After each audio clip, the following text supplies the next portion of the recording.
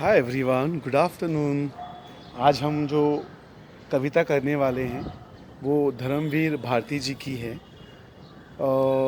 इसका नाम है कनुप्रिया। इसे मैं दो पार्ट में पढ़ाऊँगा क्योंकि एक पार्ट में ये लोड करना पॉसिबल नहीं होता, तो मैं इसे दो पार्ट में पढ़ाऊँगा। ठीक है, तो इसका नाम है कनुप्रिया। बेटा अभी कनुप्रिया का मतलब क्या? कनु मतलब कान्हा, जिसे कहते हैं हम कनु, कान्हा। और प्रिया मतलब कौन? राधा। कनु प्रिया। उन्होंने अपनी, कहते हैं ना कि अपनी दिल की बात को यहाँ उन्होंने पेश किया है।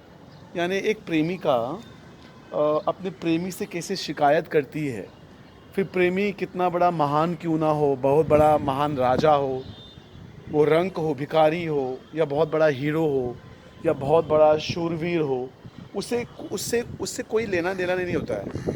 उसको सिर्फ एक ही लेना देना होता है कि तू मेरा प्रिया है, बस दैट्स ऑल। मैं तुझे प्यार करती हूँ और तू मेरा है, बाकी मैं दुनियादारी से कुछ नहीं जानती हूँ। तो यहाँ राधा का भी कुछ ऐसे ही चित्रण है। राधा भी दुनियादारी से कोई उनको माया मोह नहीं है, उन्हें सिर्फ और सिर्फ अपने श्री कृष्ण से मतलब है।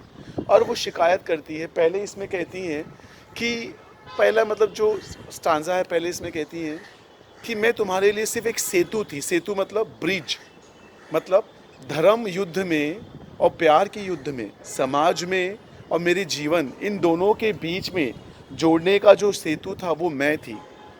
आज आप बहुत बड़े श्री कृष्ण बन गए हो, महाभारत के आप बहुत बड़े योद्धा हो, महाभारत के ज्ञानी हो, लेकिन ये महाभारत के योद्धा, महाभारत के ज्ञानी, आप जो कान्हा से श्री कृष्ण बने, सुदामा बने, पार्थ आप जो माधव बने, ये सब मेरे कंधे पे से ही आप कदम रख के आगे बढ़े हो। लोगों ने तो तुम्हारी वाह की है, मुझे किसने पूछा है? लेकिन मैं तुमसे सवाल पूछती हूँ कि मैं सिर्फ़ और सिर्फ तुम्हारा एक मात्र थी कि तुम सिर्फ मुझे क्या करो, इस्तेमाल करके आगे बढ़ो।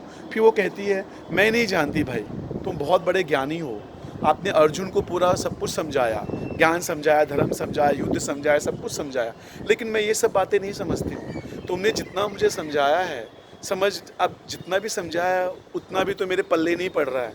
मैं समझ ही नहीं पा रही हूँ कि आप हो है कौन, और मैं समझना भी नहीं चाहती हूँ। मैं सिर्फ उतना ही समझना चाहती हूँ कि आप मेरे कौन हो, प्रिया हो, और मैं आपकी प्रियतम हूँ।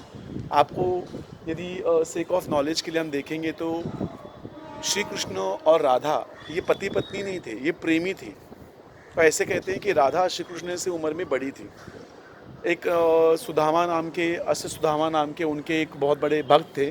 उन्होंने जब वो स्वर्ग में मिलने के लिए गए श्री कृष्ण को, तो उन्होंने देखा कि सब लोग राधा राधा कर रहे हैं, तो उनको जलन पैदा हो। कहते हैं ना, जब भक्त अपने इष्ट देव से, अपने प्यार करने वाले से बहुत ज़्यादा प्यार करने लगता है ना, तो वो जलन उसकी जगह ले रही। बोलती ये राधा कौन है जो भगवान श्री कृष्ण के आगे उनका नाम जोड़ रहा है?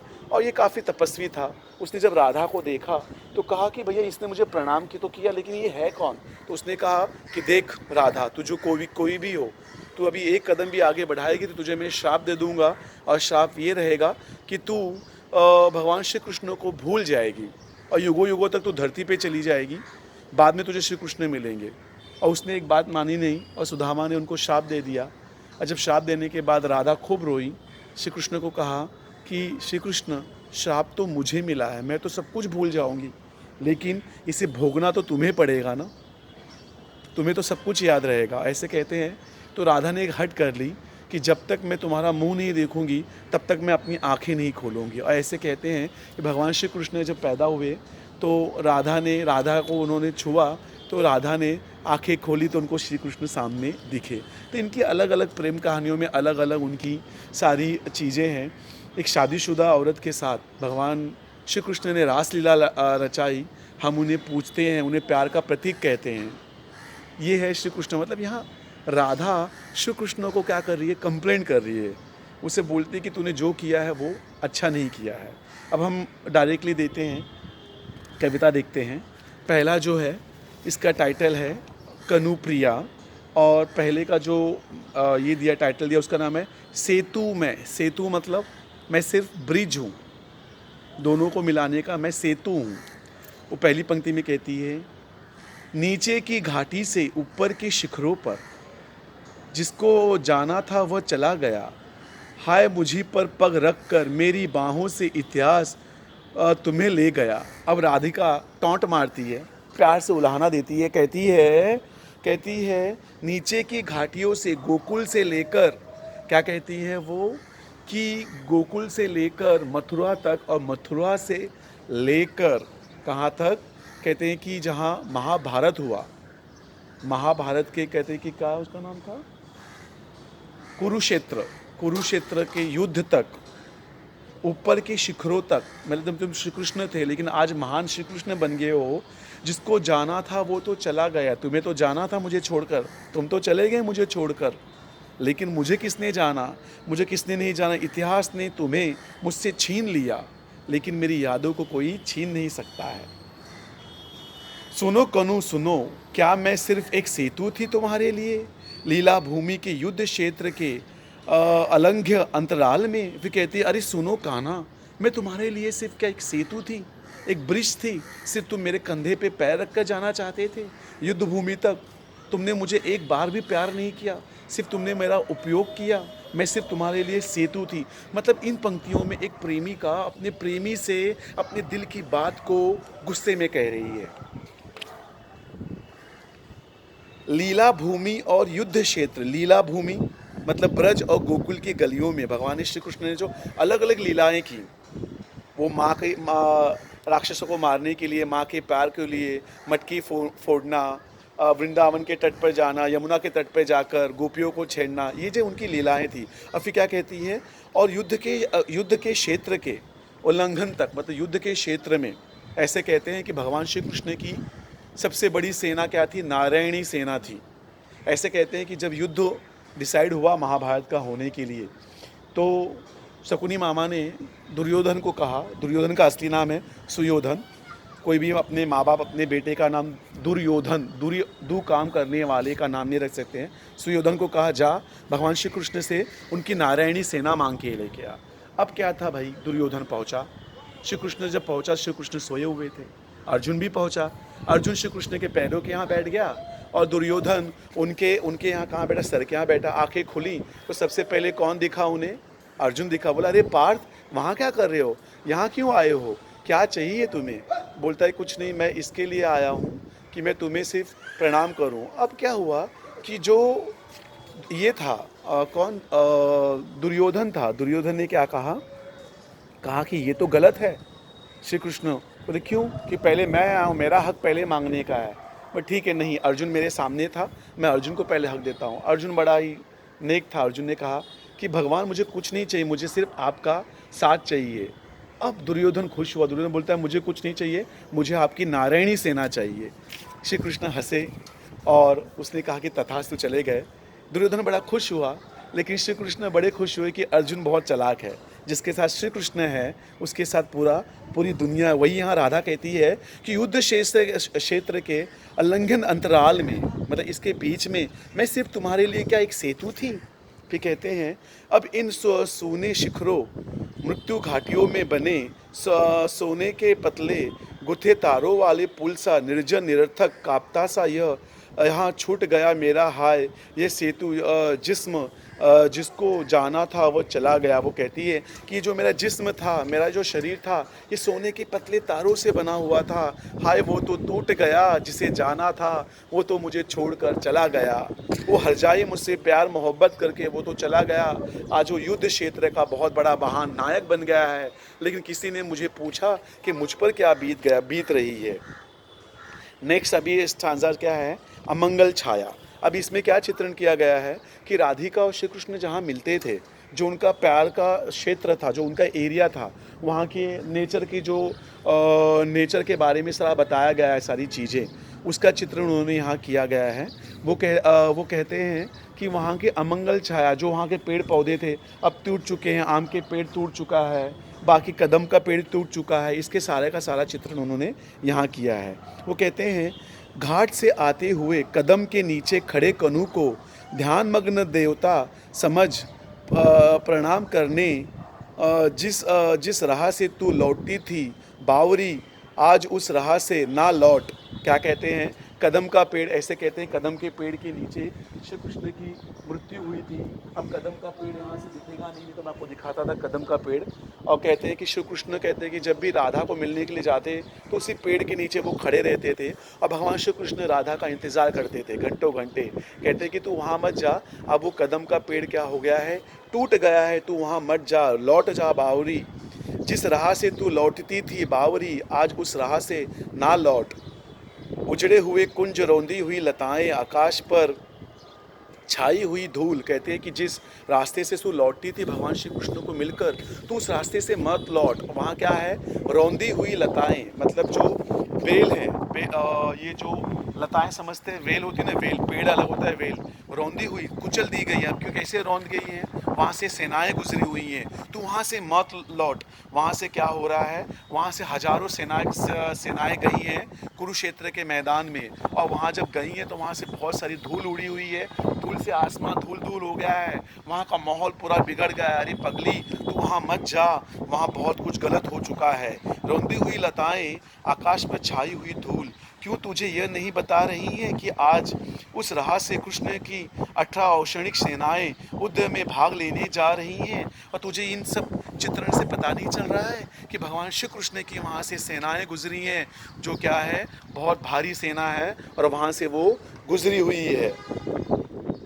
आज उस पथ से अलग हटकर खड़ी हो बावरी, लता कुंज की ओट, छिपा ले अपने आहत प्यार को आज इस गांव से। कहते हैं कि वहाँ से तू हट कर खड़ी हो, आज वहाँ से खतरनाक सेनाएं जा रही हैं, वो तुझे भी रौंद डालेंगी, और तेरे प्यार को तू छुपा के रख। फिर कहते हैं, द्वारिका के युद्धोत्तम सेनाएं गुजर रही हैं, मान लिया कि कनु तेरा सर्वाधिक अपना है, मान लिया कि तू उसके रोम रोम में परिचित है, मैं मान लिया कि ये अगणित सेनाएं एक एक उसके हैं, पर जान रख, ये जान रख कि ये तुझे बिल्कुल नहीं जानते, पथ से हट जा बावरी। और यहाँ क्या कहते हैं कि मैं जानता हूँ कि भगवान श्री कृष्ण तेरे हैं, उनके रोम रोम में तू है, उनको तू सब अच्छी तरह जानती है, लेकिन ये सेनाएं भी श्री कृष्ण की है, और तू श्री कृष्ण कहते हैं ना कि सब लोग श्री कृष्ण के पीछे हैं और श्री कृष्ण तेरे पीछे हैं, ये लोग नहीं जानते हैं। तू श्री कृष्ण के दिल की रानी है, ये श्री कृष्ण जानते हैं।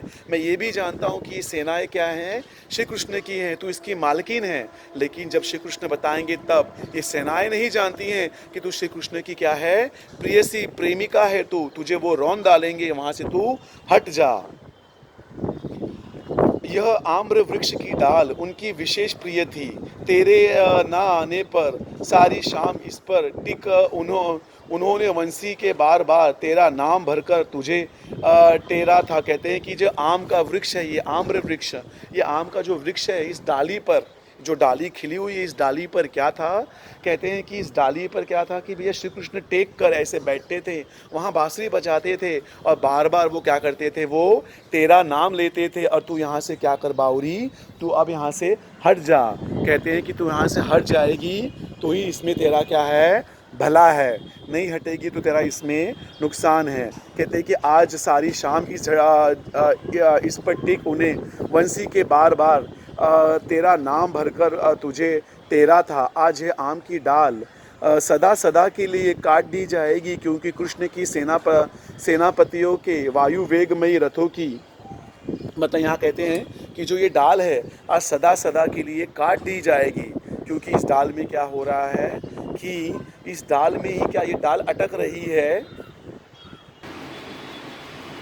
फिर कवि कहते हैं क्या, अब देखते हैं, मैंने आपको कहा था ना कनु प्रिया, ये है कनु, दिख रहे हैं भगवान श्री कृष्ण, ये है कनु और ये है उनकी प्रिया राधा।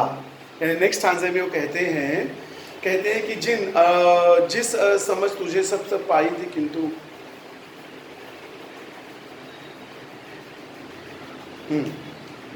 आज है आम की डाल सदा सदा के लिए काट दी जाएगी, क्योंकि कृष्ण के सेनापतियों के वायु वेगमयी रथों की गगनचुंबी ध्वजाओं में यह नीचे डाल अटकती है, और यह पथ के किनारे खड़ा छायादार पावन अशोक वृक्ष आज खड़ खंड हो जाएगा।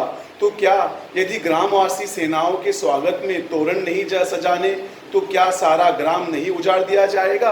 यानी यहाँ कवि क्या कहते हैं कि जो आम की डाल है, इस डाल को आज काट दिया जाएगा, क्यों काट दिया जाएगा? क्योंकि जब ये सेनाएं जाती हैं तो ये दिख रहा है सेनाएं की जो ये झंडा दिख रहा है ना, ये झंडा क्या होता है, उस आम के पेड़ में अटकता है। ये अटके नहीं, इनके रथ को तकलीफ नहीं हो, इसलिए वो आम को काट दिया जाएगा।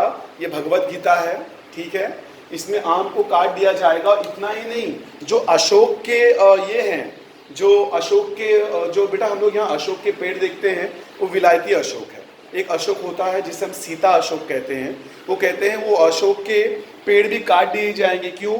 क्योंकि क्या है कि भैया आज उनके स्वागत, किसके स्वागत के लिए? सेनाओं के स्वागत के लिए क्या किया जाएगा कि वह तोरण बनाए जाएंगे।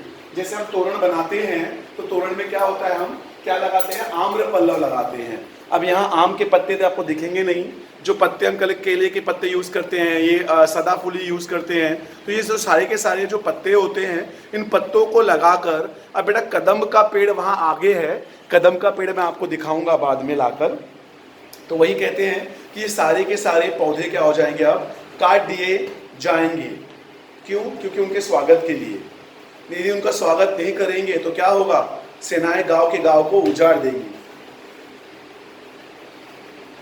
दुख क्यों करती है पगली, क्या हुआ जो कनू के ये वर्तमान अपने, तेरे उन तन्मय क्षणों की कथा से अभिन्न है। उदास क्यों होती है ना समझ के इस भीड़ भाड़ में तू, और तेरा प्यार नितांत अपरिचित छूट जाएगा। कहती कि तू उदास क्यों होती है? तेरा जो प्रेमी है, तेरा जो चाहने वाला है, ये कोई आम आदमी नहीं है, ये महान काम करने जा रहा है और तेरा प्यार अब महान बनने वाला है, इसलिए तू उदास हो मत। भगवान श्री कृष्ण तेरे ही है।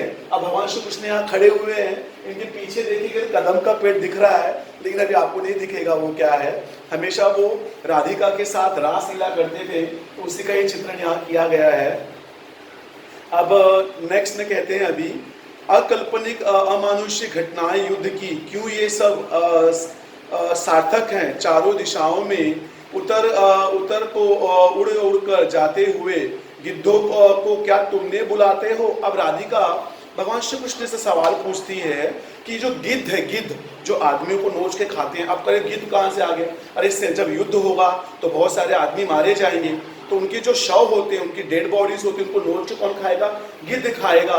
तो राधिका श्री कृष्ण से सवाल पूछती है कि जो इतने बड़े बड़े गिद्ध आ रहे हैं, जा रहे हैं, हे कन्हू क्या तुमने उनको बुलाया है क्या दावत देने के लिए?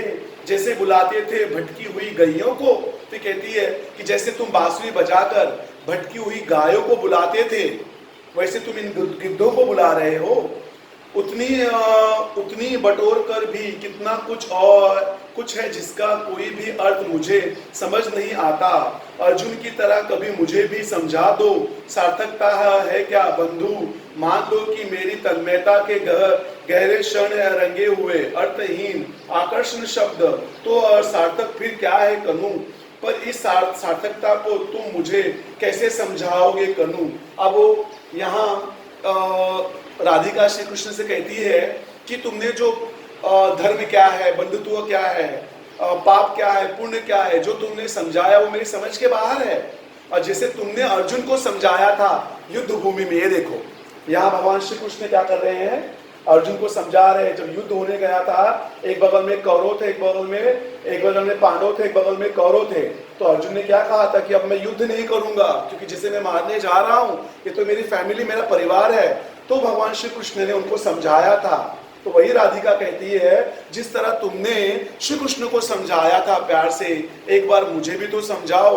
लोग तो मेरे सारे शब्दों को ये व्यर्थहीन शब्द समझते हैं, लेकिन तुम्हारे शब्द मुझे तो पता चले, ताकि मैं भी तो समझ पाऊं कि तो आप क्या कहते हो, क्या बताते हो, कैसे समझाओगे मुझे। मेरे शब्द तो विहीन शब्द है। फिर कहते हैं उसके बाद नेक्स्ट स्टांजा है शब्द अर्थहीन। मतलब यहाँ बताया क्या है कि राधिका जो भी कह रही है उसकी कोई बात का वैल्यू नहीं है। वो कहती है शब्द शब्द शब्द मेरे लिए सब अर्थहीन है। यदि वे मेरे पास बैठकर तुम्हारे कांपते अधरों से नहीं निकलते। शब्द शब्द कर्म स्वधर्म निर्माण दायित्व, मैंने भी गली गली सुने हैं ये शब्द। अर्जुन ने इनमें चाहे कुछ भी पाया हो, मैं इन्हें सुनकर कुछ भी नहीं पाती प्रिय। सिर्फ रहा मैं बैठकर तुम्हारे उन अधरों की कल्पना करती हूँ जिनसे तुमने ये शब्द पहली बार कहे थे। वो कहती है क्या? अधर। अधर मतलब ओठ। भगवान श्री कृष्ण के ओठों को देखकर राधिका कहती है कि जो ये तुमने पाप पुण्य धर्म अधर्म जो अर्जुन को समझाया है, ये मेरे लिए सिर्फ शब्द शब्द शब्द है। मैं तो सिर्फ और सिर्फ तुम्हारे ओठों को देखती हूँ। तुम्हारे वो खूबसूरत जो ओठ हैं जिनको मैं चूमती थी, मैं उन ओठों को देखती हूँ। तुम्हारे ओठों से जो शब्द बाहर निकल रहे हैं, मेरे लिए वही बस महत्वपूर्ण है। मेरे लिए धर्म क्या है अधर्म क्या है, ये सारी चीजें मेरे लिए कोई भी महत्वपूर्ण नहीं है। मैं कल्पना करती हूँ कि अर्जुन की जगह मैं हूँ और मेरे मन में मोह उत्पन्न हो गया है और मैं नहीं जानती युद्ध कौन सा है और कौन किसके पक्ष में है और समस्या क्या है और लड़ाई किस बात की है। लेकिन मेरे मन में मोह उत्पन्न हो गया है क्योंकि तुम्हारे द्वारा समझाया जाना मुझे बहुत अच्छा लगता है। मैं सेनाएं स्तब्ध खड़ी हैं और इतिहास स्थगित हो गया है और मैं तुमसे समझ रही हूँ। कहती है क्या? मुझे शब्दों का कोई मोल नहीं है, मैं शब्दों को समझना ही नहीं चाहती हूँ। मैं तो सिर्फ और सिर्फ तुम्हारे मुंह से वो शब्द सुनना चाहती हूँ जो तुमने अर्जुन को समझाया। एक बार मुझे भी तो समझा दो।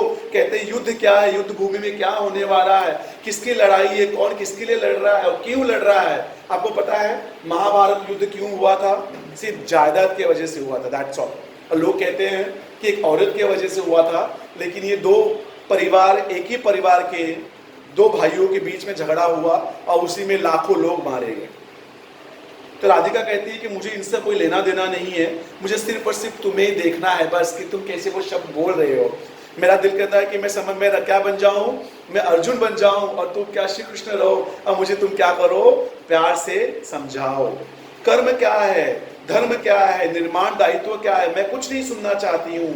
शब्द शब्द शब्द मेरे लिए नितांत अर्थहीन है। मेरे लिए सारे के सारे शब्द ये अर्थहीन है।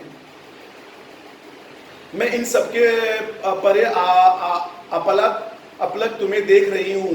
हर शब्द को अजूरी बनकर बूंद बूंद तुम्हें पी रही हूँ और तुम्हारा तेज मेरे जिस्म में एक एक मूर्छित संवेदनाओं को धड़क रहा है। कहती है कि मैं सिर्फ तुम्हें देख रही हूँ और अजूरी से, अजूरी मतलब जब हम पानी पीते हैं ना, ये ऐसे पानी पीते हैं ना, इसको हम अजूरी कहते हैं कि तुम्हारे शब्दों को मैं ऐसे पिए जा रहा हूँ और मेरे एक हर अंग में, हर एक पार्ट में तुम्हारे शब्द क्या हो रहे हैं, चमक रहे हैं। हे श्री कृष्ण, मैं तुमसे इतना प्यार करती हूँ कि तुम्हारी ये शब्द मेरे अंग अंग में क्या हो रहे हैं, जो मेरे अंग अंग निर्जीव हो गया है, सेंसलेस हो चुका है, अब उसमें क्या हो रहा है कि नई नई नवचेतना आ रही है। और तुम्हारे जादू भरे ओठों से रंग रंग निगत के फूलों की तरह टप टप शब्द झर रहे हैं, एक के बाद एक। कर्म स्वधर्म निर्माण दायित्व मुझ तक आते आते शब्द बदल जा गए हैं। मुझे सुन पड़ता है केवल राधा राधा राधा। और कहते ये कर्म क्या है, बंधुत्व का युद्ध क्या है, धर्म क्या है, मुझे कुछ नहीं लेना देना है। वो सारे के सारे शब्द मेरे कानों तक आते आते मुझे सिर्फ क्या सुनाई देता है, राधा राधा राधे राधे राधे और राधे। बस मुझे यही सुनाई देता है। शब्द शब्द शब्द तुम्हारे शब्द अगणित है, कनु असंख्यित है, पर उनका अर्थ मात्र एक है, मैं केवल मैं। फिर उन शब्दों से मुझी को इतिहास कैसे समझाओगे। ये चलाक, ये राधिका श्री कृष्ण से सवाल पूछती है कि जितने भी शब्द है वो शब्द सिर्फ क्या है, मैं और मैं और मैं। तो मुझे आप कैसे समझाओगे। मैं तुम्हारी बावरी हूँ, मैं तुम्हारे आलिंगन में आना चाहती हूँ, मैं तुमसे इतना प्यार करती हूँ कि सिर्फ और सिर्फ मैं तुम्हारे पास आना चाहती हूँ और कुछ नहीं। तो तुम मुझे कैसे समझाओगे। बड़ी चालाक है ये राधिका, वो सारी चीजें बता रही है। तो यहाँ आके कविता आपकी खत्म होती है, यहाँ कविता खत्म होती है। और यह है बेटा कदम्ब का, ये है पत्ते कदम्ब का वृक्ष है और ये है कदम्ब का क्या है, फल है, इसे कहते हैं कदम्ब। मैं जाके नीचे सामने हमारे यहाँ है लेके आया हूँ अभी, जो भगवान श्री कृष्ण का आपको जो आया है ना चित्रण, देखो उसमें आया है ना कि ये देखो पहले इसमें आया है ना, ये देखो पेज नंबर 73 पे देखो आया हुआ है, क्या शब्द आया हुआ है, घाट के आते हुए कदम के नीचे खड़े। तो यही है कदम का, ये है पत्ता, डाली है कदम की, ये देखो पत्ते इतने बड़े बड़े होते हैं और उसका ये फल होता है जिसे हम क्या कहते हैं, कदम्ब कहते हैं। इसी के नीचे श्री कृष्ण को वह प्रिय था। इसी पेड़ के नीचे भगवान श्री कृष्ण जब ध्यान मग्न बैठे हुए थे तो उसको उनके अंगूठे पे तीर लगा और उनकी मृत्यु हुई। इसके पीछे भी कहानी है बहुत बड़ी, मैं आपको कभी बताऊंगा वो। लेकिन मैंने आपको बोला कि कदम्ब दिखा दूं मैं आपको। आम का भी है वहाँ, अलग अशोक भी है, तो ये कदम्ब है, ठीक है। तो यानी जब महाभारत युद्ध में देखो, मतलब उन्होंने गोकुल की गलियों से लेकर महाभारत के युद्ध तक का सारा चित्रण उन्होंने इसमें कनुप्रिया में उन्होंने किया है। काफी सुंदर खूबसूरत चित्रण है। मतलब राधिका ने यहाँ अपने दिल के सारे करते हैं ना कि दिल के सारे गुस्से को उन्होंने क्या कर दिया है, कलेजे को बोलते चीर के रख दिया है। कि कहती राधिका कहती है कि मैं तो, मुझे कोई पूछता ही नहीं, मैं तो क्या हो गई हूँ, बस खाली हो गई हूँ। तुम आप तो क्या बन गए हो, महान बन गए हो, लेकिन आपके सिवा मेरा इस दुनिया में कोई नहीं है। आपकी जितनी भी बड़ी बड़ी महान बातें हैं मेरे लिए क्या है, वो सिर्फ शब्द और शब्द अर्थहीन। There is no meaning of your words. What you are talking about, dharma, युद्ध, बोलते हैं ना, the property. I don't know anything about all these things. I know only that thing. You are my lover. I love you like anything. Sky is a limit. मैं तुम्हें बहुत प्यार करती हूँ और तुम्हारे जितने भी शब्द है, everything, ये क्या है, मीनिंगलेस है मेरे लिए। मेरे लिए सिर्फ एक ही है कि तुम्हारे ओठों से निकलने वाले जो शब्द है ये सिर्फ मेरे लिए क्या है, वही प्रिय है, ठीक है। कनु प्रिया इस कविता का नाम था। Thank you very much.